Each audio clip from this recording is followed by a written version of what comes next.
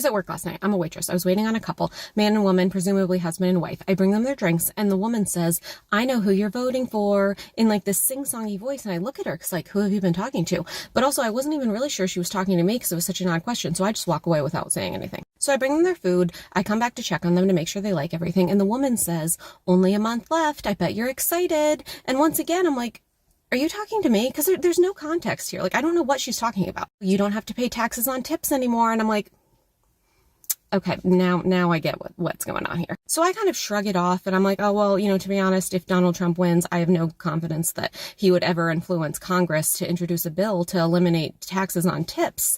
And she says, oh, don't worry about that. He's going to get rid of all them anyway. And I'm like, the United States House of Representatives? So then she's like, oh yeah, he's going to get rid of all of them. He's going to restructure the entire government. And they haven't actually tipped me yet. So I'm just like, okay. What's up, everybody? Major Retired Richard Ojeda here, and let's kick this off with a situation everyone has encountered at least once in their lives. The restaurant Karen.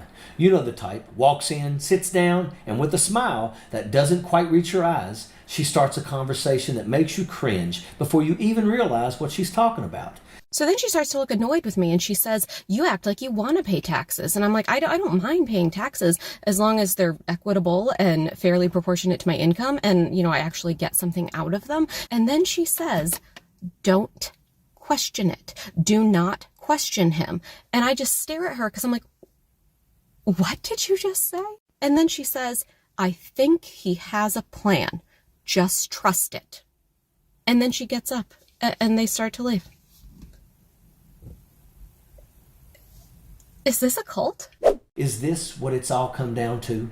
We've reached a point where subscribing to a wannabe dictator's agenda gives people like Restaurant Karen the confidence to think that she can bully a waitress into agreeing with her. Because that's what it is, bullying. What if the waitress doesn't agree with you? You're going to stiff her out of a tip? Just like Donald Trump stiffs everyone he's ever done business with. This is a woman so out of touch with reality, she doesn't even see how ridiculous she looks, parroting a plan that is nothing more than a distraction. But let's not kid ourselves. It's not just this jackaloon. This is Trump's America, where people like her feel emboldened to spew nonsense as if it's fact. The sad truth is this customer doesn't understand how Trump's no tax on tips promise is just another scam. It's a ruse, plain and simple, a cheap candy-coated lie meant to confuse those who are too worn down from working their fingers to the bone to see the full picture. Let's break it down. No tax on Social Security for seniors, no tax on tips. Ah, yes, the all caps, no specifics policy. It seems legit. I'm sure Trump thinks it's a lot better than having the media focus on the very specific and detailed Project 2025.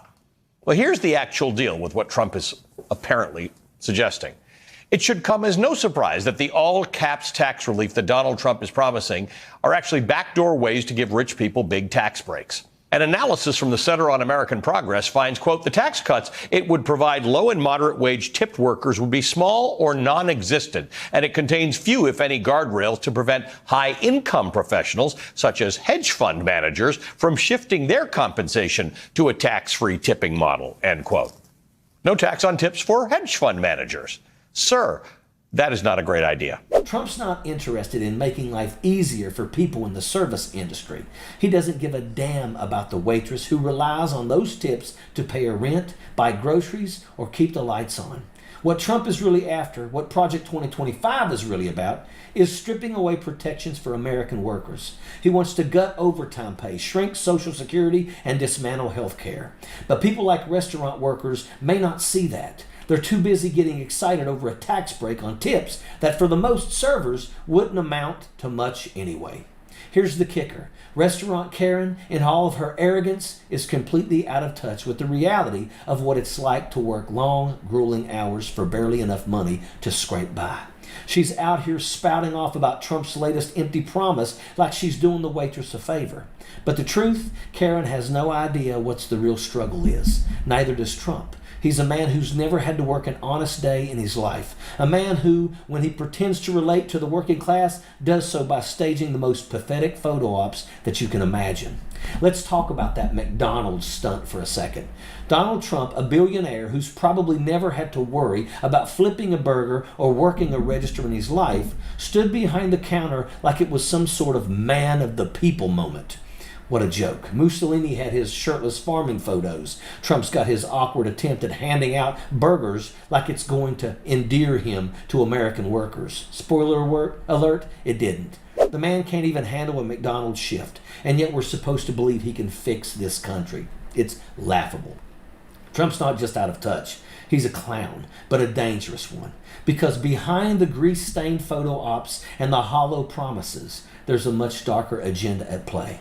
Project 2025 is a blueprint for stripping away the rights and protections American workers have fought for decades to secure. And all the while, people like this bumbling idiot are cheerleading it, completely blind to the fact that they're being played.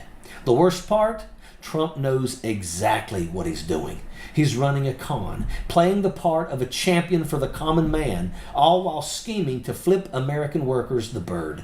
This isn't about taxes on tips, folks. This is about dismantling the safety nets that protect people like that waitress from being left behind. It's about handing out massive tax cuts to the rich while leaving the rest of us to fend for ourselves. And you know what? This customer is right in one sense. Trump's plan is going to save money, but not for her. For the billionaires and corporations who are going to get the real tax breaks. Meanwhile, she's going to be stuck in the same boat as the rest of us, watching as Social Security gets gutted, health care gets slashed, and the protection for American workers disappear. So next time that you see someone like this fool trying to push some nonsense about Trump's tax plans, remember this. She's not just wrong, she's out of touch.